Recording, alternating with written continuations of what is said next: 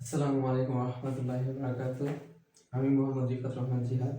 সকলকে স্বাগতম জানাই আমাদের আজকের ক্লাসে।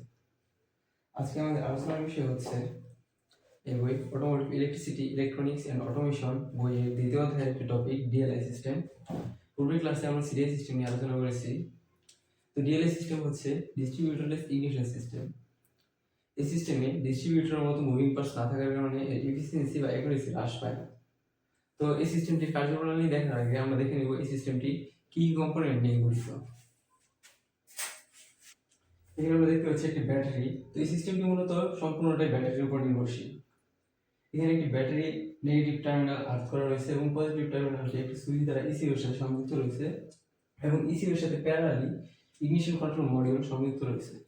ইগনিশন কন্ট্রোল মডিউলের সাথে আবার দুটি সেন্সর সংযুক্ত রয়েছে, একটি ক্র্যাঙ্কশ্যাফট পজিশন সেন্সর এবং একটি ক্র্যাঙ্কশ্যাফট পজিশন সেন্সর।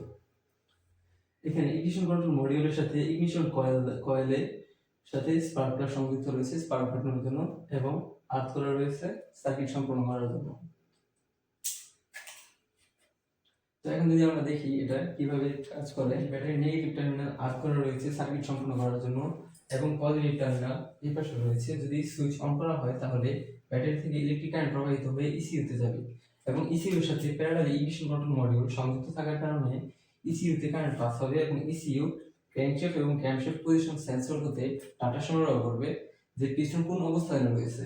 তখন সেই ডাটা ইগনিশন কন্ট্রোল মডিউল সরাসরি ইসিইউতে প্রেরণ করবে এবং সেই ইসিইউ নির্ধারণ করবে যে কোন সিলিন্ডারে কোন স্পার্ক প্লাগের মাধ্যমে কখন ইগনাইট করতে হবে। তখন সেই অনুযায়ী ইসিইউ কমান্ড করলে যদি ধরি প্রথম সিলিন্ডারের প্রথম স্পার্ক প্লাগ দ্বারা স্পার্ক ঘটাবে, এটার জন্য ইসিইউ কমান্ড করেছে, তাহলে ইসিইউ থেকে লো ভোল্টেজ এটা হচ্ছে ইগনিশন কয়েলে স্থানান্তরিত হবে।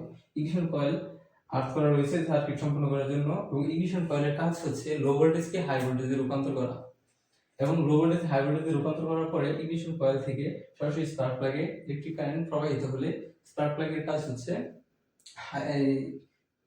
পেট্রোল ইঞ্জিনের ভিতরে যে ফুয়েল এবং এয়ার মিক্সচার রয়েছে সেই মিক্সচারের মধ্যে প্রজ্বলন ঘটানো এবং প্রজ্বলন ঘটানোর মাধ্যমে ইঞ্জিন তার নিজস্ব কাজ সম্পন্ন করবে। তো এই ছিল আমাদের ডিএলআই সিস্টেম।